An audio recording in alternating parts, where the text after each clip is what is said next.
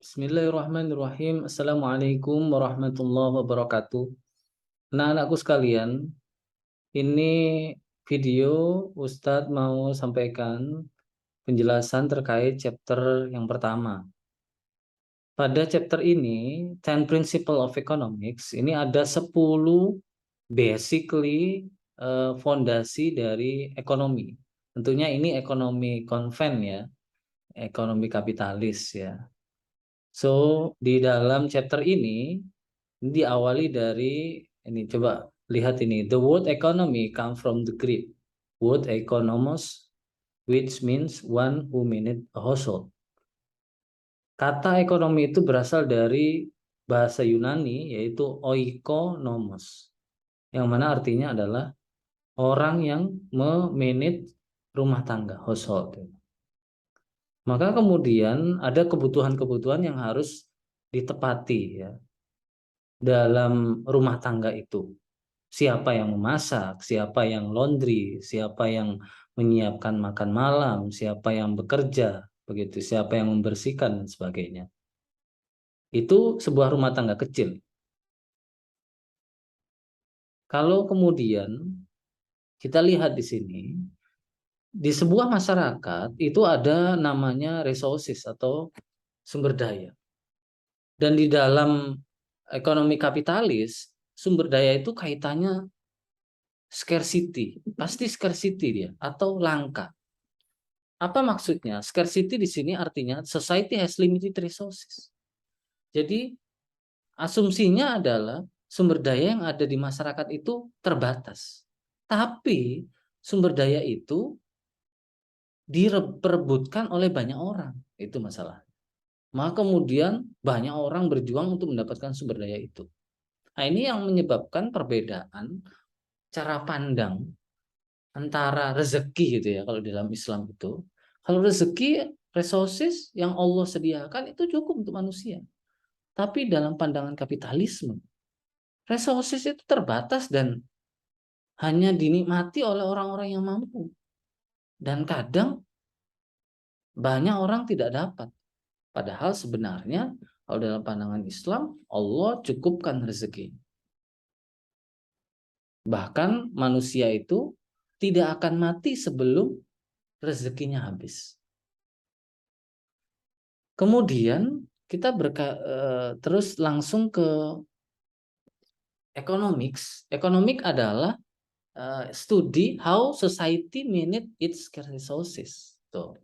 Maka economic adalah ilmu yang mempelajari bagaimana masyarakat itu memanage sumber daya yang terbatas. Nah, ini dalam kata ini saja sudah berbeda di dalam pemaknaan daripada sumber daya. Jadi karena mereka kapitalisme itu nggak punya Tuhan, yang ada adalah yang ada di dunia ini terbatas. Maka orang berbondong-bondong untuk memperebutkan sikut kanan dan sikut kiri. Dan itu biasa saja di kapitalisme. Tapi di dalam Islam nggak bisa. Ya, kita harus adil. Kita harus menjaga bumi ini sebagai khalifatul fil ard. Begitu karena resources dicukupkan oleh Allah Subhanahu wa taala. Ada ayat yang menyebutkan kerusakan yang ada di bumi ini itu karena olah tangan daripada manusia.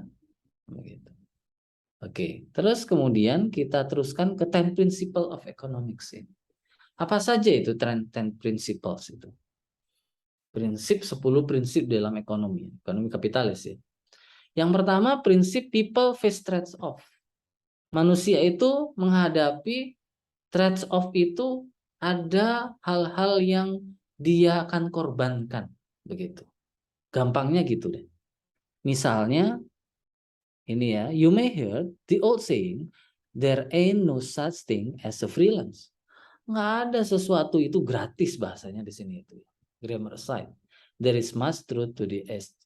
To get something that we like, we usually have to give up something. Kalau kita ingin mendapatkan sesuatu, maka kita harus memberikan sesuatu. Atau kalau kita ingin mendapatkan sesuatu, kita harus berkorban. Making decision require trading of one goal against another. Kalau kita ingin mendapatkan satu goal, satu capaian, maka kita kadang-kadang juga mengorbankan capaian yang lainnya. Misalnya di sini, seseorang yang ingin spend studying, dia ingin menyisihkan waktunya untuk belajar. Maka otomatis waktu-waktu untuk nonton TV, waktu-waktu untuk dia tidur-tiduran akan tergerus, akan terkurangi untuk dia belajar. Nah, begitu maksudnya. Terus kemudian seseorang yang kemudian ingin menyisihkan uangnya untuk apa? Untuk keluarganya. Maka dia untuk berkorban, dia tidak bisa menikmati untuk dirinya karena dia harus berkorban membelikan pakaian anaknya, makanan keluarganya dan sebagainya, begitu. Maka ada less dollar to spend on some other good karena dia harus spend untuk extra dollar to other goods, begitu. Di saat orang itu group in society, maka juga ada trade off-nya antara guns and butter. Coba lihat ini. Di saat sebuah negara itu national defense, gun to protect shore, foreign aggressor, maka the less it can spend on consumer good butter to raise standard living at home. Mana yang harus diawali atau yang harus didahulukan? Beli senjata atau beli makanan untuk mencukupi kebutuhan? Nah, begitu. Senjata juga penting untuk protect begitu ya dari agresor luar negeri yang akan datang gitu menyerang. Tapi makanan juga penting. Maka itu tadi, mana yang didahulukan? Kamu beli senjata untuk melindungi dirimu atau you spend for consumer good begitu. Nah, itu namanya trade off. Yang kedua, langsung saja, oh ini ada efisiensi. Efisiensi itu the property of society getting the most it can from its scarce resources. Jadi dia efisien tuh maksudnya dengan benefit yang maksimum atau pendapatan yang maksimum dari penggunaan sumber daya yang terbatas. Oh, itu efisien. Kalau equality itu adalah the property of distributing economic prosperity uniformly among the members of society. Namanya equal itu sama. Maksudnya apa? The size of economic pie, ini ya, efisiensi refers to the size of economic pie. Tergantung pada economic pie atau misalnya ada kue ekonomi gitu misalnya. Maka bagaimana kita membagi kue ini rata kepada semua penduduk, itu bahasanya adalah equality. Terus kemudian kita langsung beranjak ke prinsip kedua, the cost of something is what you give up to get it. Jadi segala hal yang Anda ingin dapatkan itu nggak jauh dari Anda harus mengeluarkan biaya. Nah, begitu. Coba lihat, because people face trade-off, making decision requires comparing the cost and benefit of alternative courses of action. In many cases, however, the cost of action is not as obvious as it might first appear. Seseorang yang ingin mendapatkan sebuah keuntungan, dia harus mengeluarkan cost atau berbanding dari cost yang dia keluarkan, begitu.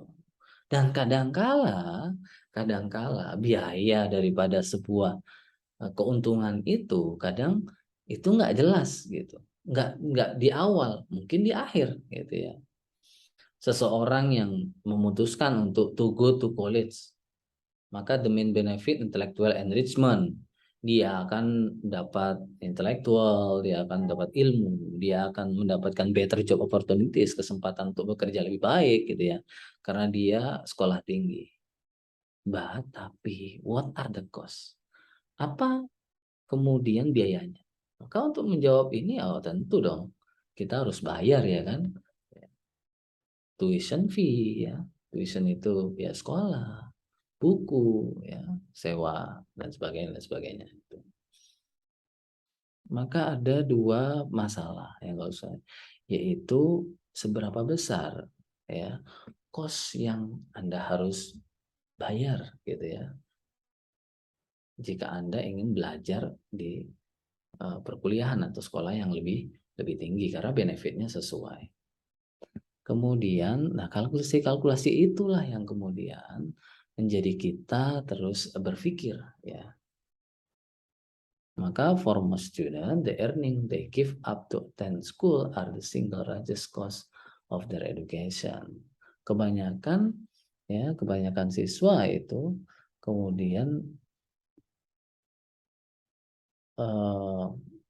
kadang ya karena nggak punya biaya maka dia give up gitu untuk masuk sekolah yang lebih tinggi karena tingginya biaya edukasi itu.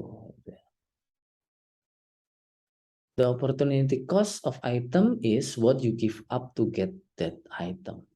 Opportunity cost itu apa? Yaitu sesuatu that what you give up to get that item. Sesuatu yang Anda bayarkan, Anda berikan untuk mendapatkan sesuatu gitu loh.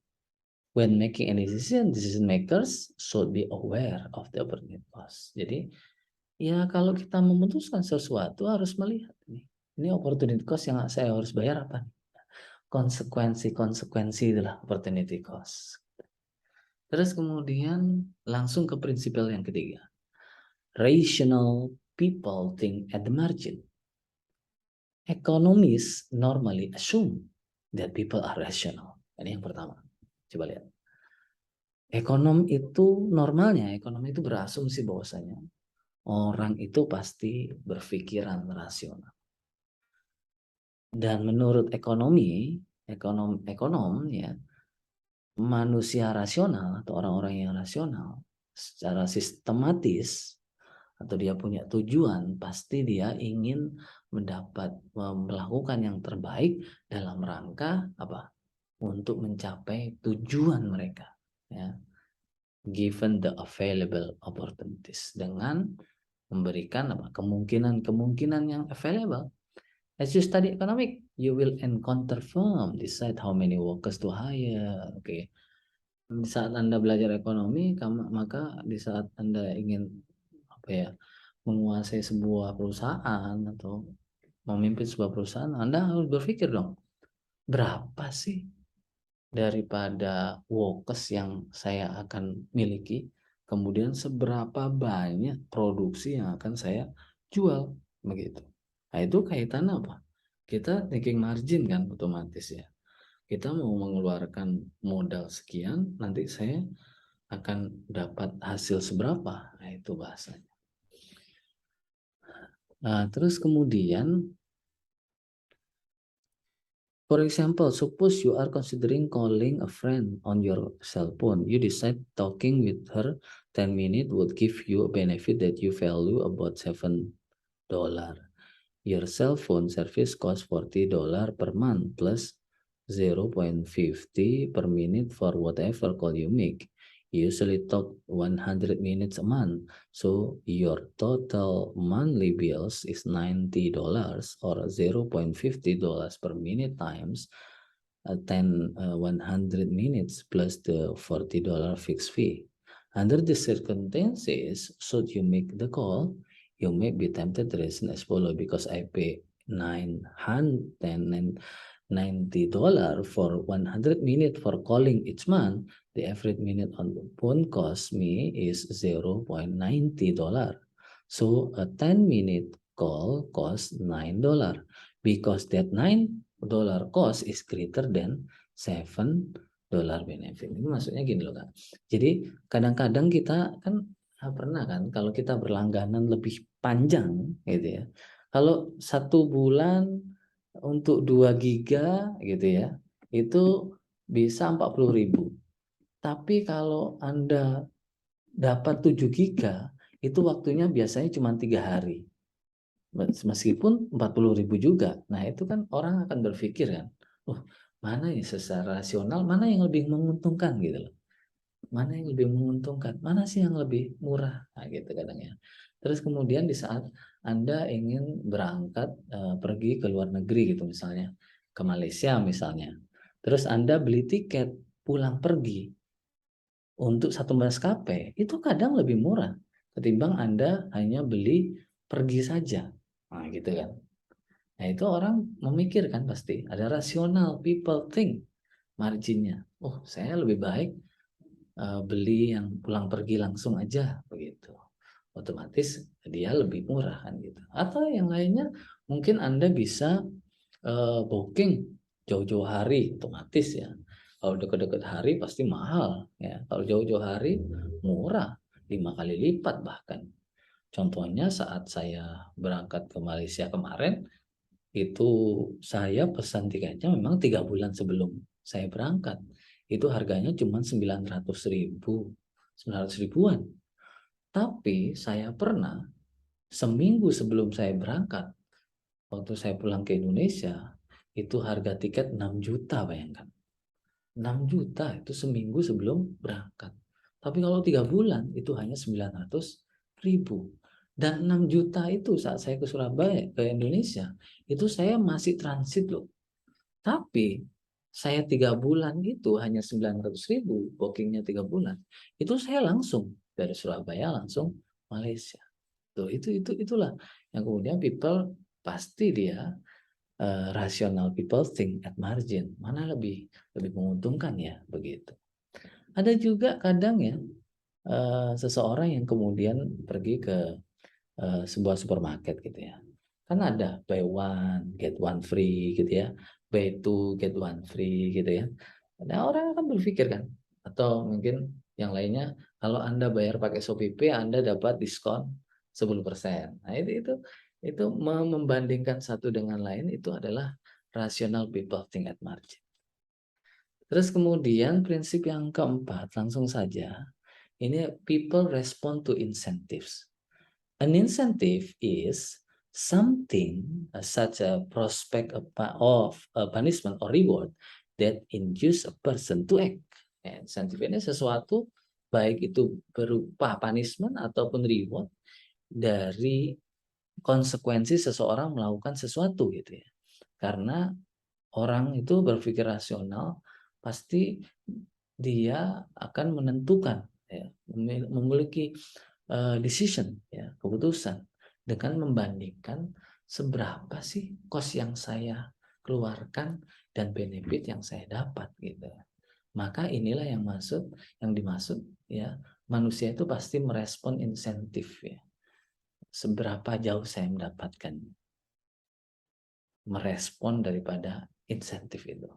Incentives are crucial to analyzing how markets work. Insentif itu sangat penting untuk menganalisis bagaimana market atau pasar itu bekerja.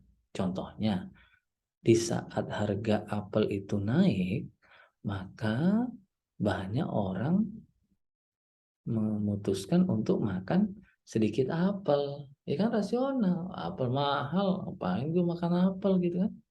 At the same time, apple orchard decide to hire more workers and harvest more apple. Pada waktu yang lainnya, apple orchard itu mungkin kayak buah pir ya kali ya.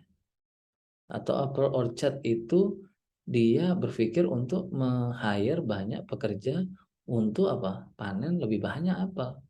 In other words, a higher price in market provide incentive for buyers to consume less. Maka dalam kata lain, kalau harga itu naik di pasaran, itu menjadikan apa? Konsekuensinya apa? Buyer itu akan mengkonsumsi lebih sedikit, kan gitu ya. Kalau harga naik, maka demand-nya akan turun, nah gitu ya di sini. And incentive for seller to produce more. Dan kemudian apa kemudian yang dilakukan oleh penjual atau petani, dia akan memproduksi lebih banyak. Kenapa? Karena harganya naik. Gitu.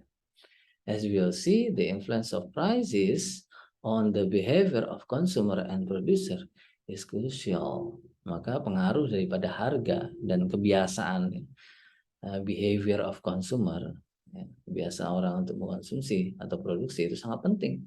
Bagaimana ekonomi sebuah pasar itu mengalokasikan ya seberapa besar resources atau mengalokasikan resources yang terbatas itu gitu ya.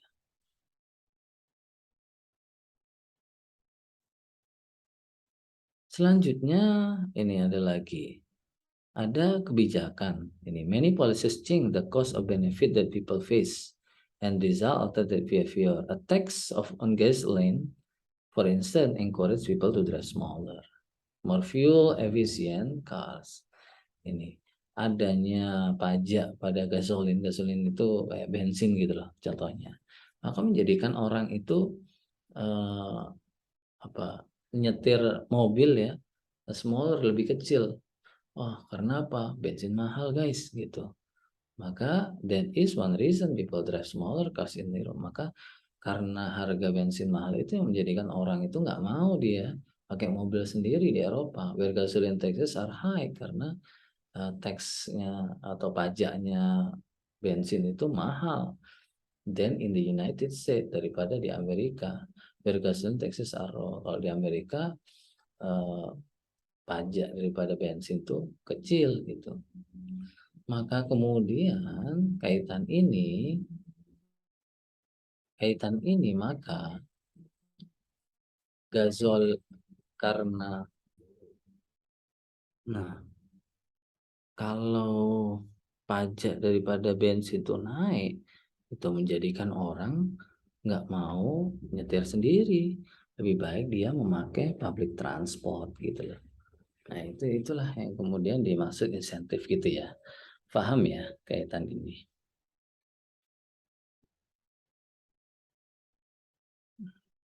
Oke, saya kira itu dulu. Saya akan teruskan di video yang kedua untuk how people interact ini. Untuk prinsipal yang kelima ya, dan seterusnya. Terima kasih. Assalamualaikum warahmatullahi wabarakatuh.